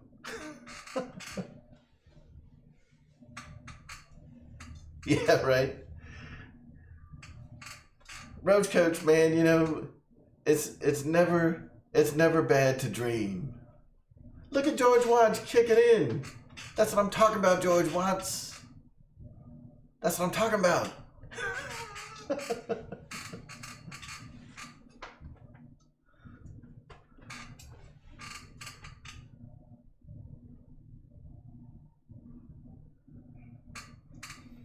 Yeah. Yeah, we're kind of in a position where everybody has asked us to stop using their cards.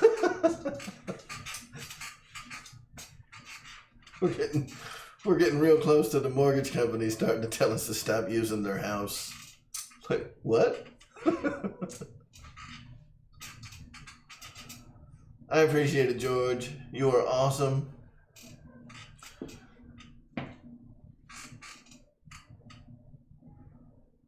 That's awesome.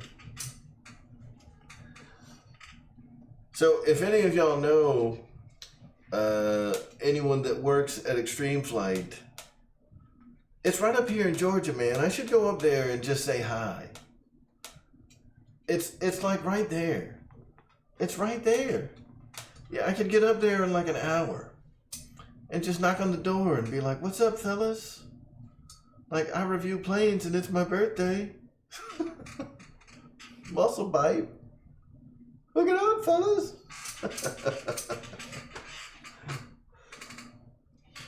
You know, the problem is that with a plane like that, and y'all know the drill, man, when you get like a really nice plane, that thing needs 6 servos, and I think it uses standard size servos. And you know, when you start looking at servos like that, you're gonna want to get good stuff. So when you start looking at like the high tech servos in that size, you know, you start looking at like the high tech digital Metal Gear, and you need a programmer because some of them need to be reversed or whatever. I mean, you're looking at like $60 a servo. So even though the plane is $350, you're instantly dropping another $350 on those 6 servos. You're dropping about $150 on the motor. You're dropping another $100 on the ESC. You know, so where are we at now? What are we at, 7? I mean, it's easily going to be over $1,000 for that plane.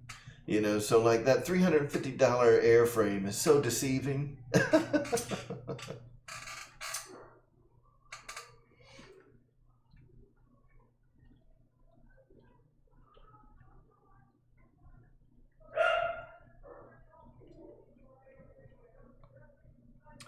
Yes. Yeah, the Muscle Coupe is the other one, and I think that one's a low wing plane.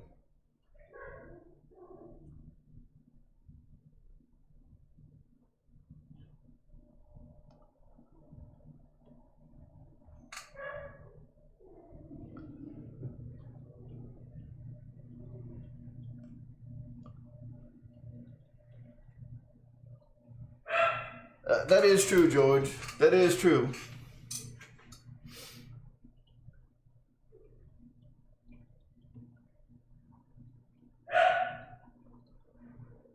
Those dogs.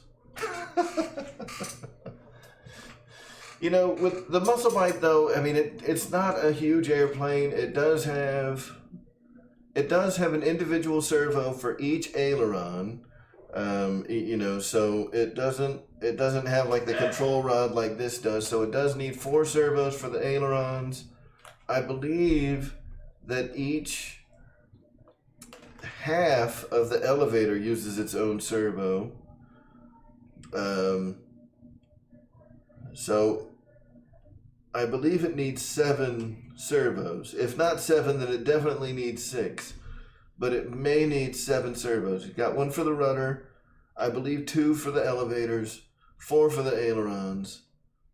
So yeah, I would need 7 channels, but it's a pretty simple airplane.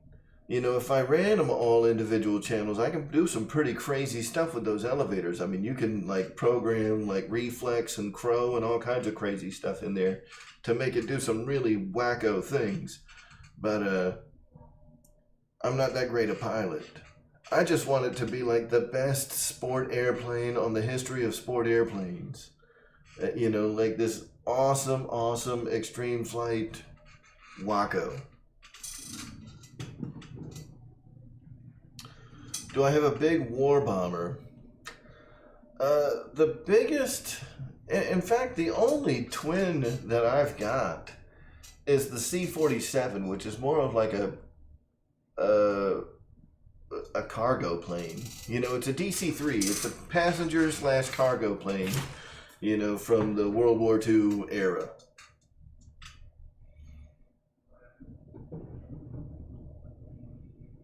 So George, the interesting thing that I like about that muscle bike is it's not that big. In fact, if it's bigger than this Dynam Waco, I'd be surprised. I don't remember it being a huge airplane. I think it was in like the 13 to 1400 millimeter range. It's just so nice. Like the covering is so nice. When you look at that plane, it's just beautiful. It's just a beautiful, beautiful plane. And every time I see him, I'm up in the air on, do I want the red and the black and gold, or do I want the white and black and red? And man, it's such a toss-up. They're all gorgeous. They're all gorgeous.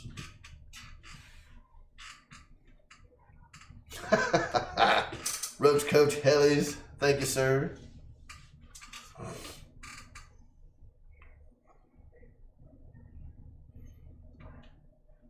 "54-inch wingspan." They have a version 2 of what?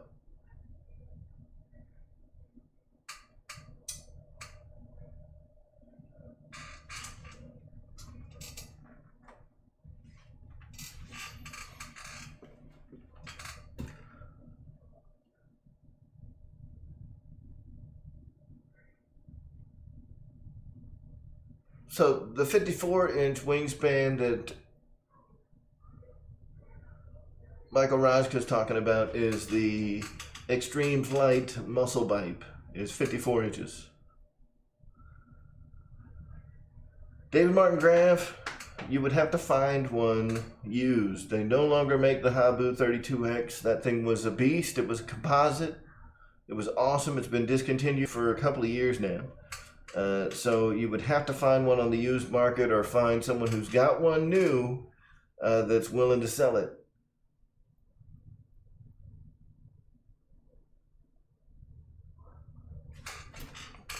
All right, guys, so it is getting to be about that time. It is almost 10 o'clock. In fact, I think it is 10 o'clock, and that's okay. We are going to do a quick shout out of all of our channel members, at least our highest tier channel members.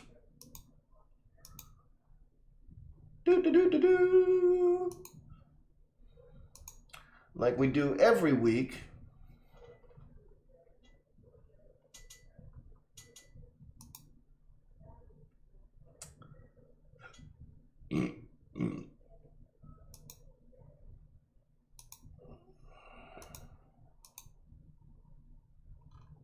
All right, and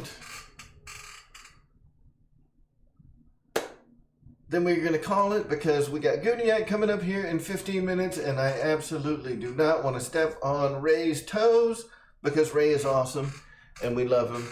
So I want to say a huge thank you to all of the sheriffs on the RC Air Marshal YouTube channel. If you want your name called out every week, upgrade your membership to the sheriff level, and I will let everybody know how awesome you are. It only costs like 30 cents a day. In the arms of the angel. So for 30 cents a day. So the sheriffs are Imperial RC Works. Thank you, sir. Just joined today. Mr. RC Addict, George Watts, Joseph Ramsey. That's Ryan Ramsey's papa. What a great dude. Jet Tech Don Atkins, Ken Sprouse Jr., RC Stinger, Flying Times, Mike SSI, our man Spencer Keith, Dave Kowalski, and William Mergita.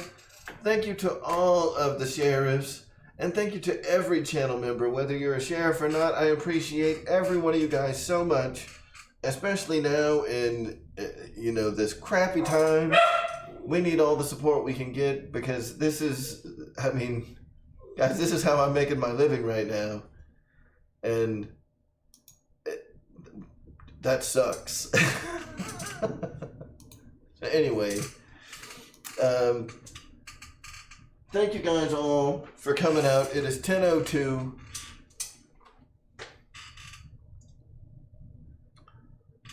So we have got to wrap this up, but I appreciate everybody. Randy, thank you. I'm sure that Amy will appreciate that. All that money that comes in from Super Chats goes right into the bank account, guys, so I'll never see that. The only way I ever get it is if it goes into PayPal.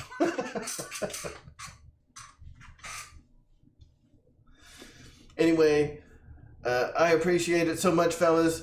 Next week, when we get back, we'll be talking. Actually, next week, don't forget, next week is the first Monday of the month, so we're going to be doing the Real Flight Virtual Fly-In. I need an audience. I need the biggest audience we've ever had watching it. Even if you're not going to participate, you guys are going to be the judges, because we're going to be having a lowest knife edge pass contest next week, and the audience in the chat decides who the winner is, and the winner gets a $25 gift certificate to Horizon Hobby, courtesy of our channel members and people that support the channel like you guys. So thank you all so much for doing that and for making it possible for us to be able to do that every month. So this coming Monday is lowest knife edge pass contest. Real Flight 9.5, Real Flight 8, Real Flight 7.5. Come join us. Fly whatever airplane you want. It has to be stock. You win, you get 25 bucks. And the audience is the one that chooses the winner. So even if you don't have the lowest knife edge pass, but the audience thinks you won, you still win. It's like that game in what's that show? Big Daddy? What's the name of this game? I win. How do you work? How do you play it? You give me a card and then I win. So if you guys pick the winner and the winner didn't really have the lowest knife edge pass, I don't care. Whatever you guys say, that guy gets the money. Boom. So the best plane on Real Flight for a knife edge, I like the S-Bach. The S-Bach does really good knife edges. Any of your Edge style airplanes, your Cap, like Cap 232s, Edge 540s, Extra 300s, the S-Bach, those are all going to be like knife edge masters. So try all of it. Anyway, guys, I'm going to let you guys go. I appreciate everybody coming out tonight. I had fun. I hope you guys had fun. And we will see you all next Monday on the super cool Real Flight Virtual Fly-In. And we will see you all in about 10 minutes over at Gooniac's channel. You guys all have a fantastic evening.